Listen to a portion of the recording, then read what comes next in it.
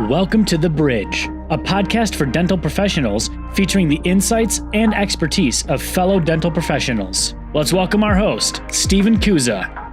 And hello, Bridge Dental Podcast listeners. This is Steve Kuza, your host and resident financial advisor for dentists. So today I'm joined by Dr. Molly McNeely, a dentist from Nebraska City, Nebraska. And Molly, how are you doing today? I'm great. Thank you, Steve. Thanks for having me. Of course. We're looking forward to a great chat with you. For all the Bridge Dental Podcast listeners, we're excited to continue this season. And Molly's got a great story to share. She has a sense of humor behind what she does. You're going to love to hear her story. So Molly, let's just get started with where you're at today. Let's give the listeners kind of an idea of where you're at. Let's ground them in that. Tell us where you're at and how the practice is, what you're excited about so far today. Well, I practice in a small town. I have been practicing dentistry for 21 years, and I have loved it for a long time. There's pros and cons to everything. Had some ups and downs, but I love what I do, and I am very blessed in that. And so I practice 3 days a week, and I have an associate. I have an amazing team, and yeah, I love dentistry. Right. I think right on your website, it says, I love being a dentist. It makes life so fun to get to do what you love and provide quality care to my amazing patients. So it is stated. Well, where does that love come from? Tell us about the love, because I'm sure there was times you did not love dentistry. So let's start there. Where does all this love come from? It's a choice. You know, I think we all have a story. We all have things that hold us back and things that we tell ourselves in our head, whether they're true or not. And I think we can get buried by our story. And I have chosen to choose my own story. And my choice is I'm going to love every single day. I'm going to choose what it is that I want in my life. So dentistry has been really great for me. I have been able to practice. I've been able to raise my family. It's been a great blessing. And also, like you said, you know, there are moments. And so that's been my challenge, or my journey, is to figure out how to make that true. How do I get to choose differently, even on those, especially on those days that it's a little bit rough. So you've been practicing for 21 years. How long have you been practicing as an owner? So I opened my practice 17 years ago in Nebraska City. Okay. And so tell us about this journey to becoming a dentist, because you were originally interested in medicine itself. But tell us about why you chose to go down the path of being a dentist versus being a physician. Well, I actually talked to a female physician who told me that her husband raised her children. And that was a long time ago. And I know it's a different world now. But I knew that was not what I wanted. And my childhood dentist was a huge inspiration to me. And at the time, every dentist that I talked to said they loved their job. They loved what they were doing. And it was, I think divine intervention. Someone knew better than me that the stress of medicine maybe wasn't the greatest fit for me. And dentistry definitely was a much better fit. And I am very grateful for that. So it was, how far down the path of medicine were you before you decided, I don't know if I want to say change career paths, but how far down the path were you? Was this just in school where you were starting to take some classes, or tell us a little about that? So I got accepted to medical school and dental school the same year. Okay. And so I had a choice to make. And fortunately, God knew what he was doing. Right. So you start to navigate down this dentist path. When did you really dive into wanting to be a practice owner? Because it sounds like you were an associate for 4 years before that really came true. Yeah, I knew that was always the goal. And my husband is a teacher. And so we had to figure out where we wanted to be. And so we knew we wanted to be closer to family. And so that kind of helped decide that. And then once we knew that, I decided to open a practice from scratch. And if you have that desire inside of you, I wish you all the best. It is definitely a rocky road. There's no question about it. So you didn't actually take over an existing practice. You opened a scratch office? I did. Like, 17 years ago, which we were still in the 2000s, right? But 17 years ago, opening a scratch office now, there's so much more data available. Yes. I think it's easier. There's just more data points. Yes. 17 years ago, how did you come to that decision? Was it just, I found an office space, or were you an associate that maybe it didn't work out to buy a practice with the current, owner? Or so how did that come to be? I really knew in my heart that's what I wanted to do. I looked into maybe joining one of the other practices in my community, and no one was really looking to have another owner. They were looking maybe for an associate, but not necessarily as a partnership. And so, I jumped in with both feet. You're saying you jumped in with both feet, but I can sense this common thread of like, you follow your value system. So where your values take you, you kind of go. So I wanted to, let's dive into that a little bit. Tell me a little bit about where you got a lot of your values growing up, and what are some of the most important values to you? We don't have to go through the whole list, but what are like the hard rock values that you think about? Well, I think for me, my values have changed over time. I have always been very connected to service and love of self and peace. I've really come into valuing peace in my life. Every decision that I make, I ask myself, what choice is going to bring me the most peace? And probably 17 years ago, I did not make that decision to open my own practice. I did not say which choice is going to bring me the most peace, and the answer was open my own practice. That wasn't where I was at that point in time. At that point in time, I was all about service and creating the life that I desired.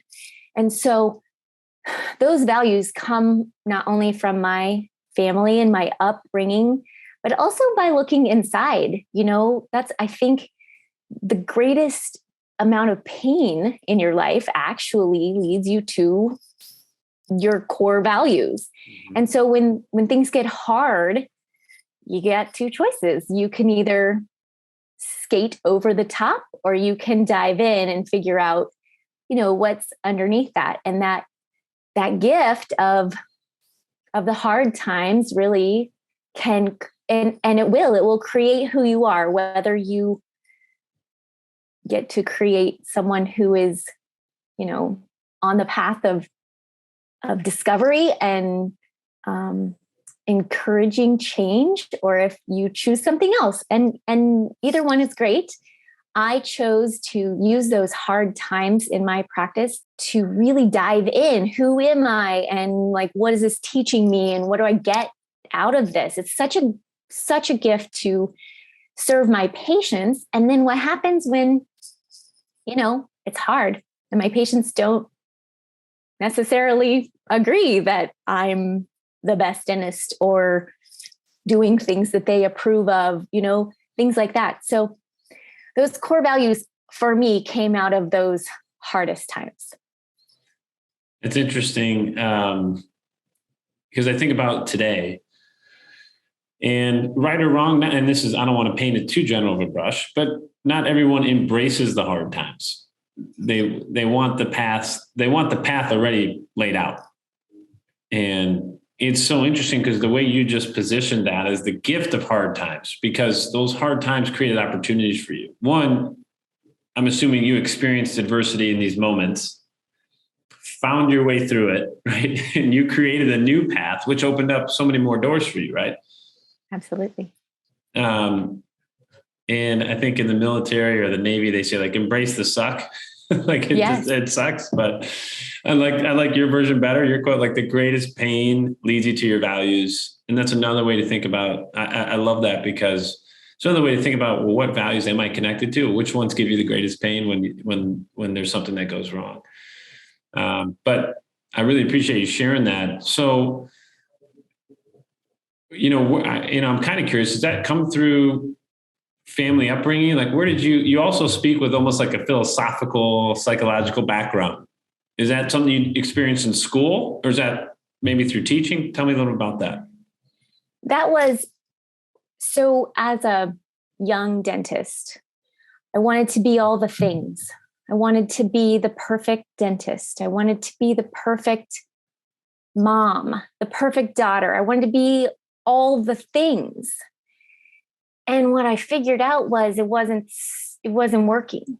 I was on the outside, it looked beautiful, right? My social media looked great, but I was dying on the inside, just a little bit at a time. Right. And that sounds so dramatic, but retrospect is 2020. And so at the time, it didn't feel like I wasn't miserable, or I didn't dive into severe depression or anything like that. But I had enough insight to know that something wasn't working.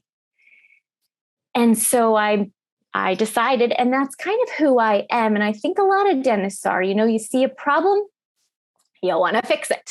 Mm-hmm. And so I really chose to do the work and go inside and get some help. Obviously, lots of amazing mentors around that, and figure out what I needed to change, because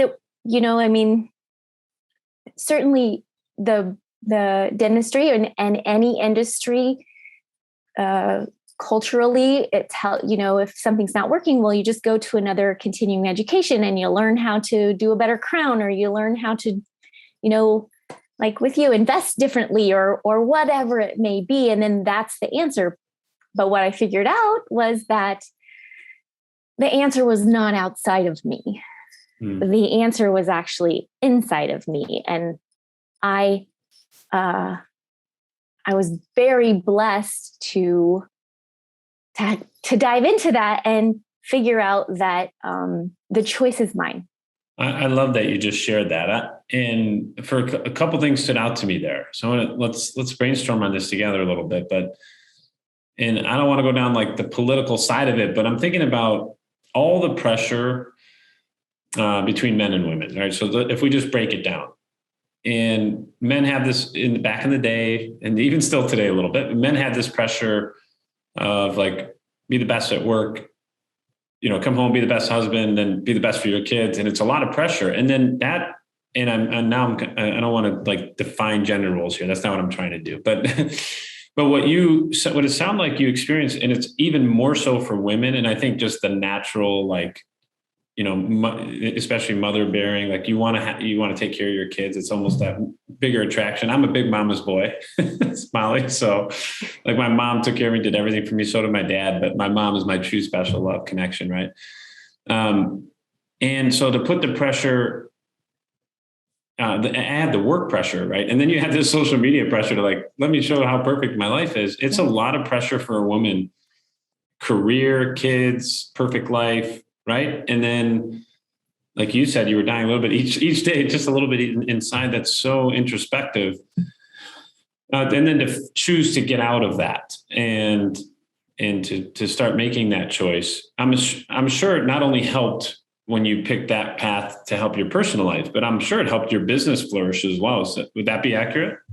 That would be 1,000% accurate. So tell me more about that. What you could, it's hard to have an unbelievable business, but personally not be put all together. Tell us about that. When you became more full personally, your business began to flourish. Tell us a little about that. Yeah.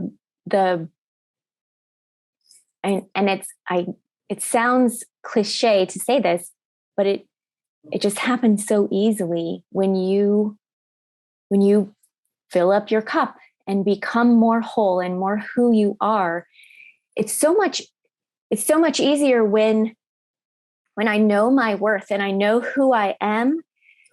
When my critics and my struggles come up day to day, I am less affected, right? Like, I can't make everybody happy. I go back to my core values. I can't be all the things. It's very easy in every industry to jump into that comparison mode, whether you're comparing yourself to somebody online or if you're comparing yourself to the guy down the street. That's a rocky path. Mm-hmm. And you got to rein that in. I'm not saying that it doesn't happen in my life. Of course, comparison is part of being a human being, but it's that, when you catch yourself comparing yourself, and then the next step is finding yourself lacking. If you find that you feel less than in any way, shape, or form, then that's where you go off the rails a little. So the comparison, even financially, just kind of trusting that this is exactly where I'm supposed to be. I'm right here. I'm doing my darndest to stay present with this patient. Just listening and being present with my patients has given me that connection and the relationship. And so then when things don't go well, because that's life, right? In the dental chair, when things don't go well, I have that established relationship. And so does that mean everything is perfect all the time with every patient? Of course not. But that gives me that ability to, when things go off or we have failure, I can rely on that relationship with my patients, like in so many ways. I'm just giving you a few examples, but yeah. And the other example I would give you is that with working with my team, when you find inside that, everything is going to be okay, you can create an environment that encourages people. You can surround yourself with people like that, people who lift you up and you lift up, right? And so then you actually enjoy the people that you work with and enjoy that work environment. Like, there's just so many things that happen so effortlessly. It's not effortless because the work is done inside and ahead of time, but I say that in my coaching business, I call it an approach, because an approach happens before the plane lands. Right. The landing goes well because the approach is best. And so if you approach it before you land, that's the gift of it. The approach is really where the magic happens. That's where the work is put in. I love that analogy. That's where the work has happened. Yeah. And because you used to be in this overwhelmed, stressed out phase of dentistry, which I see now when I work at every level, by the way, whether it's a graduating dentist all the way to the retired dentist who's like or not the retired dentist, but approaching retirement, right? Like, I see it at every level. There's still a lot of people who are overwhelmed and stressed.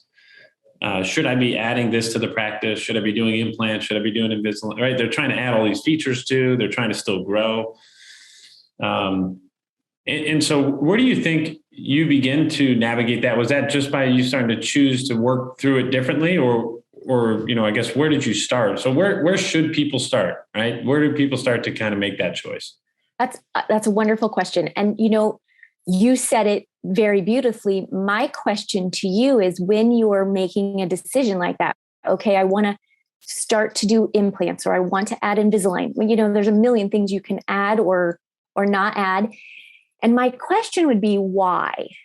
Are you doing that because it's something you really want to do and it excites you and it gets you up in the morning and you love it and you want to provide that because, it's something that you think your patients would benefit from? Or are you doing that from a place of scarcity? Like, I'm not good enough, and so I need to do something else to be worthy of more patients. And that's a BS story that you're telling yourself in your head, coming at it from I'm already good enough, and now I'm just making myself more awesome. That's a great thing.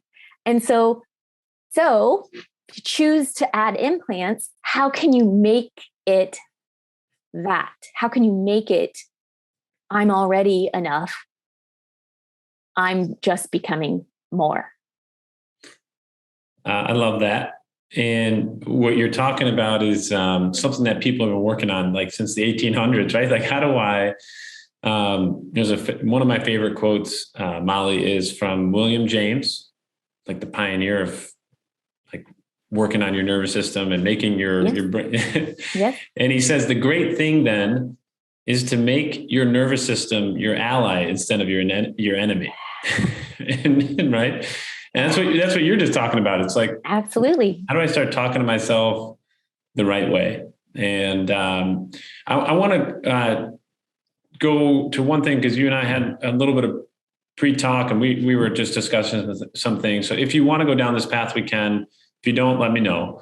But you had an inflection point in your career with one of your friends, an acquaintance, another dentist, who committed suicide. Now, not to dive super deep into her situation, but how did that inflection point help you or help shape you? Yeah, it was such a tragic loss, obviously, right? Absolutely. Yeah. Absolutely. There was more to the story, but it kind of opened my eyes to the comparison part of it.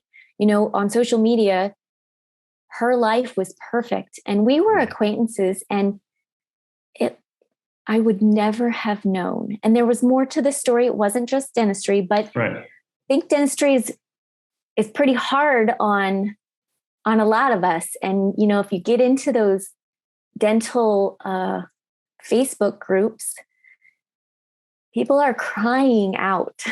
And it really does break my heart that so many dentists feel overwhelmed and stressed out, and they have such overwhelming debt, and they, so it's not like they can just go get another job, and so that the mental and emotional health just kind of came full circle for me when that happened. It was a big moment in my life, and what I thought was, I want to help, because that used to be me. That's my story. I want now, and I don't mean that I'm on the other side of it completely, because that's life. Life is not, it's not you close the book and you're done. Now I'm healed. I'm totally fine. That's not how that works. But I'm farther along in my journey, and I would love to help others get there faster, so they don't have to struggle. They don't have to even feeling the helplessness when I got that, when I was with a group of dentists who we all were in a master class, and she was in it, and we all got the news together, and it was, just so helpless. How can I? So that's kind of how I decided that moment in my life, and not over one moment, but over time, I decided that creating something, some kind of coaching or online course or something to help, that her pain created this inside of me. And do you do that now, Molly? Do you work with young dentists on just navigating this path? I do. Tell us a little bit more about that. Oh, it's been so rewarding. And I mostly have an online course that just kind of is designed to help you, like I talked about, change that approach, talk about strategies to work on those perfectionism tendencies and comparison, and focusing on things that you can change inside of you. And one of my favorite things to talk about is the choice to be grateful. Mm-hmm. And like we talked about in the beginning, being grateful even for the crap, like that's where the gold is. And so finding that ability to be grateful for absolutely everything. I think it's wonderful to be grateful for your dog and your coffee and your kids and all of that, because they're all wonderful. But the really great stuff comes from being grateful for that patient who just yelled at you, or that month where you lost money, or, you know, the million things that come from it. That, so those are some of my favorite things to talk about with other dentists. And I just have started doing more coaching. I haven't been doing a lot of coaching because I practice dentistry. Right. And so, but I'm starting to do more and more. How do people get access to you for coaching? So right now, contacting me via social media is probably the best thing. I do have a website. It's drmollytag.com. But if you find me on Instagram or Facebook, it's Molly McNeely or Dr. Molly McNeely. Okay. And we'll put that in our show notes too. So people who listen to this, they could check you out, see what the online course is all about. So that'd be great. And yeah, give her a follow on social media too, because you're providing daily inspiration. So thank you. I love that you shared that. I think life is so hard. And then when you think about like, what do we do for a living? It's like, well, you're an entrepreneur. You happen to be in dentistry. I'm an entrepreneur. I happen to be in finance. But our bigger calling is to continue to share the story, right? The journey that you're on, and to help people through that journey. It's awesome. I love that you're doing that. Thank you. Talk to me a little bit about what you're doing next in dentistry for yourself. So you love dentistry, and you said, I've loved dentistry forever, specifically. So I assume you'll continue to love dentistry. So you've obviously started this potential, you have this coaching segment of dentistry now that you're opening up as an opportunity. What about in the practice as well? What are you guys doing and growing, and what's new in the dentistry world for you? Well, I have recently added clear aligner therapy. I've done it on and off for years and haven't felt real comfortable with it. And so I really dived in and did a lot of CE around it, and it's been fun. Okay. I really, that's the question. That's the next question I would ask you. You said, how do you start or where do you go? And that's another thing I would encourage you to do, is have more fun at work,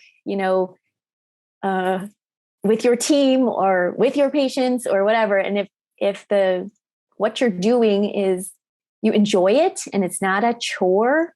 And that's what I found with adding Invisalign to my practice. I love it. I love adding that to my services that I offer to my patients.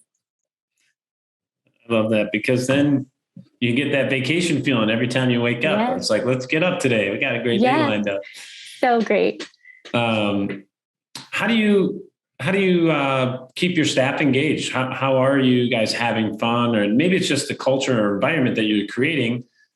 But tell me, is there something different you're doing? Do you play music in the office? Are you guys doing happy hours? Like, what is the creativity in the office that maybe you can give some ideas to some other practice owners?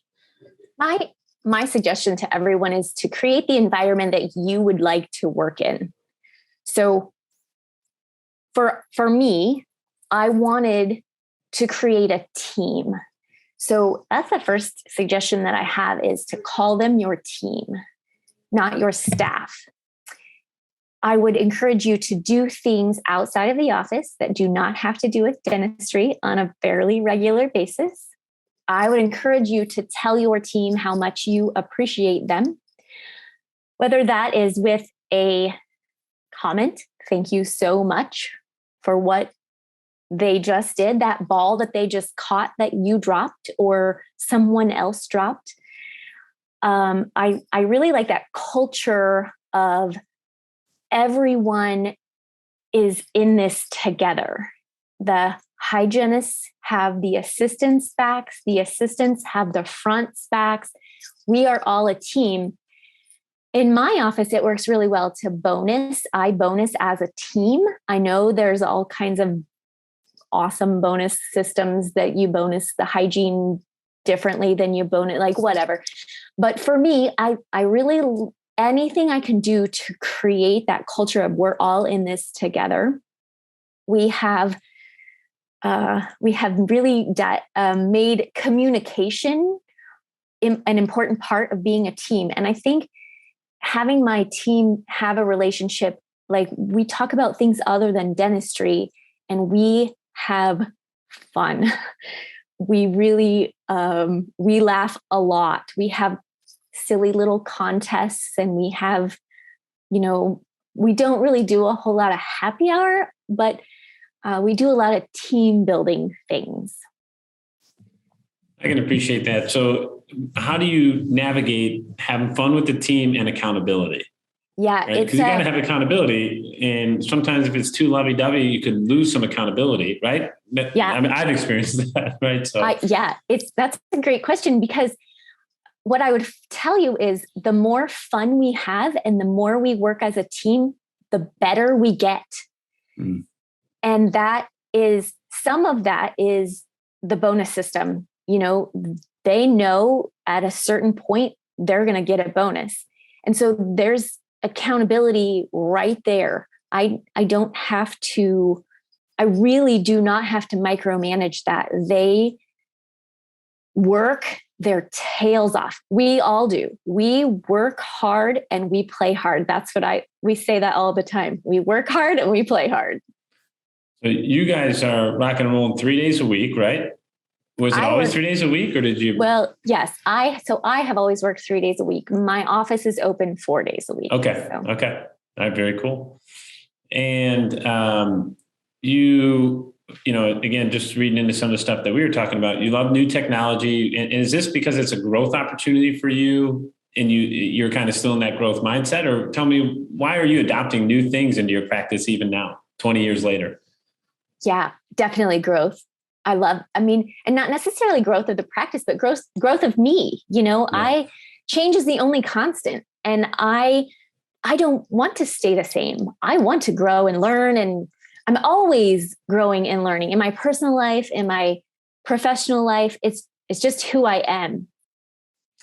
All right, well, I'm going to talk, let's dive into who you are, because this is some fun stuff. So let's do fun facts about Dr. McNeely. This is straight from your website. So name of my boat, if I had one, you said, it would be Goddess Girl. And time period I would travel to the 1930s. So why the 1930s? Tell me about that. Well, I think our society in 2022 is go, go, go. Right. And I think in 1930, even though they did not have running water, I'm not sure I could have done that, but it was a much quieter pace. And that really speaks to my soul, that quieting down, not rushing around and go, go, go all the time. I have really, that really would be my more, that time period would probably be more to my liking. But I still get to do the quiet, more sedate pace. I certainly don't get to sit around all day because I do have 3 kiddos and we go. But anytime I have the opportunity, I choose what brings me the peace, inside. And sometimes that means not doing 25 things, choosing family time and choosing to stay home and choosing not to engage in so many activities and things like that. So that's just who I am. I love that. And it's an appreciation for what it seems like to me is an appreciation for the in the moment, right? Having, where are your feet? Where are you standing right now? Absolutely. And I feel like, when I read that, I was like almost imagining was thinking about like a video of like a black and white, video of like a guy on the street with his hat smoking a cigarette, but watching the cars drive by at 15 miles per hour and the lady crossing the street. Anyway, but that's what it was. It was like in the moment, that's all they knew. There was nothing of this outer connection, right? No social media. No one knew what was going on in Nebraska or Michigan, right? It was in that little town, right? That's great. You said your superpower is flying. I love that. Your guilty pleasures reading a lot. You were talking about reading Brene Brown. We were talking right before we started the podcast. Do you read a lot of nonfiction or fiction? Like where do you kind of find yourself navigating to a lot? I like to read both. I like to read a funny romance novel just to give myself a little bit of a break. Mm-hmm. I'm a learner. I do enjoy learning. And sometimes it's okay to just take a break. So I do enjoy a good fiction book, but I read a lot of nonfiction also. What, what inspires you about Brene Brown so much that we were talking about? I'd love for you to share that because it kind of defines a little bit of who you are a little bit. There's some pieces there that connect really well. For those of you guys who don't know Brene Brown, look her up, check out her stuff. Great material all across the board, wherever you're at in whatever profession, just great book. But tell us a little bit about that connection for you. Yeah, Brene talks about knowing your worth and no matter the analogy that I like the best, and I don't know if I got this from her or where I got it, but the analogy that I like the best, especially in dentistry, it's a very chaotic environment. And when you know your worth and you know who you are and you know that you are enough, no matter what happens, no matter what anyone else says, or no matter what else anyone else does, or what their expectations, whatever, or your expectations, when you know that, when that tornado is spinning around you, you can stay in the center, in the quiet of the center. You can, like you said, find your feet on the ground, even when there's 5 patients waiting for you, or, there's 3 people waiting on the phone. The list goes on of right. Running any kind of business, but dentistry's chaotic, especially for the dentist, because everyone wants to see the dentist. The hygienists are waiting for you, and the assistants are waiting for you, and the front is waiting for you. And so it's like this, I used to feel like there was always someone on my shoulder tapping. There's always someone tapping. And I wasn't serving me because I wasn't present with my patients. I wasn't giving them my all because I was always worried about that guy in the next room and the girl in the waiting room and the guy on the phone.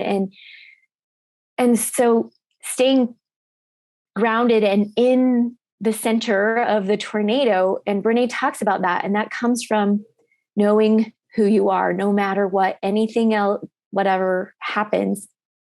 The other thing she talks about a lot is that quote that you and I talked about with Theodore Roosevelt. It's not the critic who counts. It's the guy in the arena getting his tail kicked. That's who counts. When you fall on your face and you get up and you've got dirt all over your face and it hurts and it's painful and miserable and all of that, that is when you really get to figure out who you are, like we talked about in the beginning, figuring out, how am I going to rise up? How am I going to do this without essentially dying a little bit on the inside? That's so powerful. And it actually relates to your best quality. But before we get to your best quality, Molly, you said your useless talent is saying the alphabet backwards, which I'm not going to make you do right now at this moment. But your best quality is empathy. And you say we're all doing our best, our absolute best. And it's the assumption that with people, that if you assume they have positive intent, it's actually just a much, I'm going to use the word like cleaner. I don't want to say better. It's just a much easier way to live if you assume people have positive intent when you're working with them. And people get upset and get angry, but your empathy is probably what's leading you to this other calling of coaching and helping dentists through their difficult times. And what you said about grateful, I wanted to kind of come back to that, because when you're grateful, you're always smiling, right? When you're grateful for something, you always smile.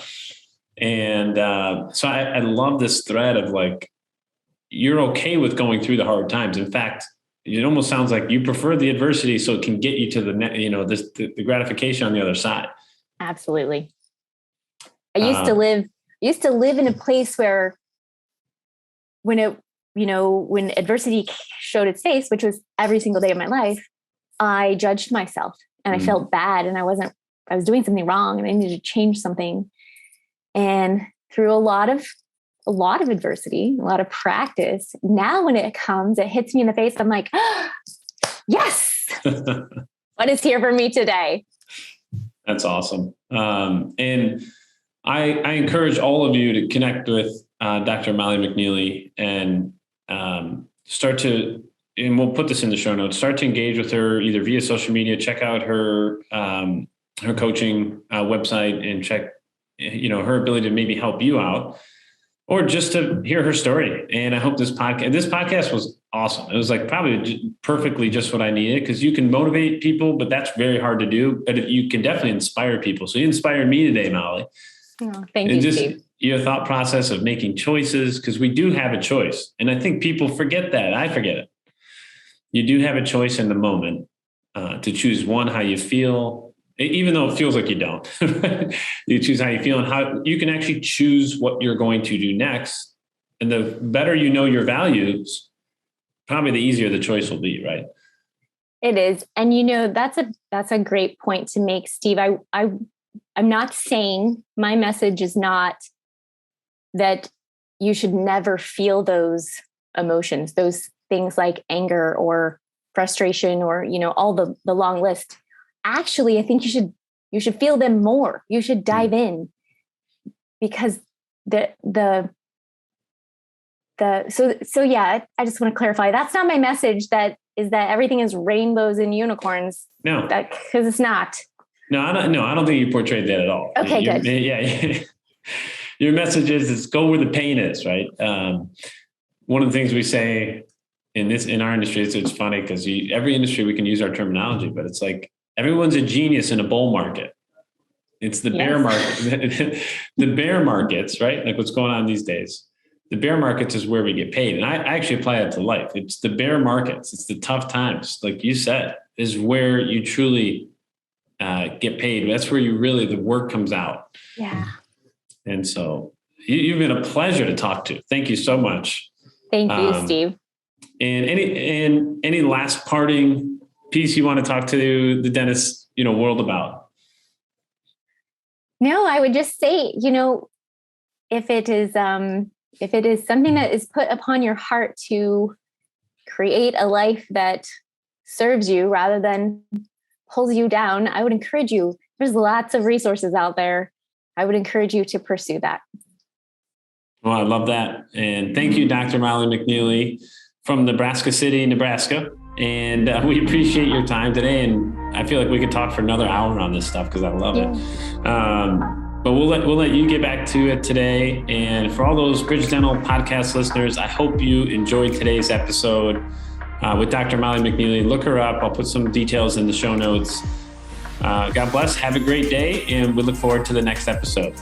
Thanks, Steve.